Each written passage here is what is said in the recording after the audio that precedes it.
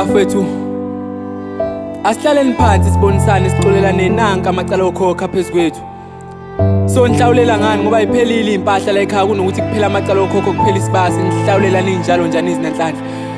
Kanti isono yini asinasono thina sikazi sagcoba ngisho into othwana kodwa sisola ngathi uNkulunkulu ubhethe ngathi kusathana.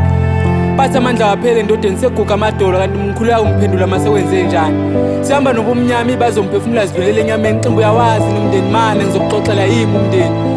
Uthi ebuhlele emhleni soze mina ngamxolela umfowethu. Uthi mina njalo mangiphuma ekhaya ngishisa impepho ngathi la uba umnyama khona kakhulu.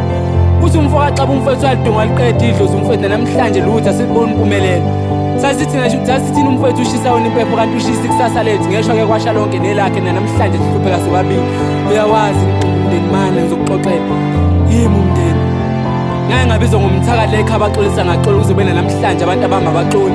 Ngiqalekisa ukuhlupheka bese kuba yikho ke nje ukungabukeki kahle emehlweni angibanga muhle.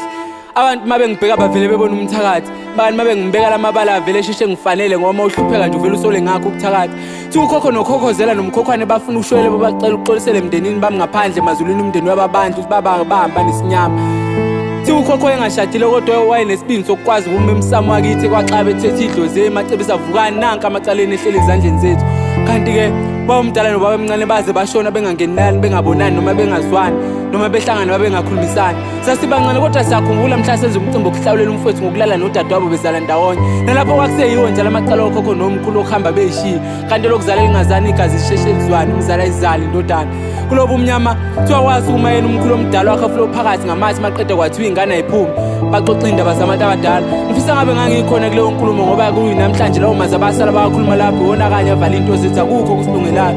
Wathi omunye mina umfowethu akangena ekhaya wani kwakuthiwa uthwele ngumsamo. Kanti leli dlozi esikwazi ukulukhiphela inkulungwane sithenga sihlabela wena bafuna belithenge ngemali emnyama. Hambe lo sebenzele bomnyama amaqede livume nalo maye ngafa kanti basithenga ngani. Cha kuphila kahle kweminye imizi. Mina izolo bengikaximbo manje ngafika nje behleli kahle kamnandi bephila ngomoya begqileza ngengezwe.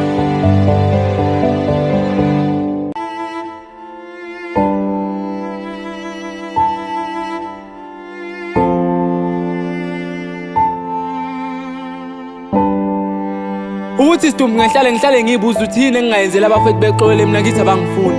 Nesiso sokuvusa umama nobaba emalibe ngeke bevuke besihlanganise nabafethu besinikeza imiyalo yabo hleze singafana nalela ekhaya la kwaXimba.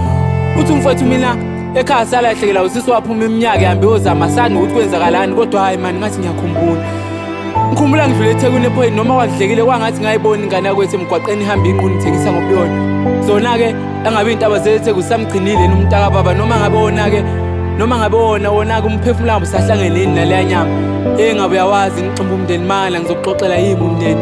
Awafu umuzi kababa siphehlele namagawonke engenani mhlawumbe siyolunga into zethu. Ngoba kuthiwa nomkhonto omiswe kwaba bhekiswe ekhaya ufika usihlaze njalo nabafethu masithi samkuthelela namanzi. Sigcina ngakho ukuhlala phansi kunokuthi kuhlikihle ezinye indaba kuvele kuphehle ezinye igigaba vukani becebisa nanka amacaleni.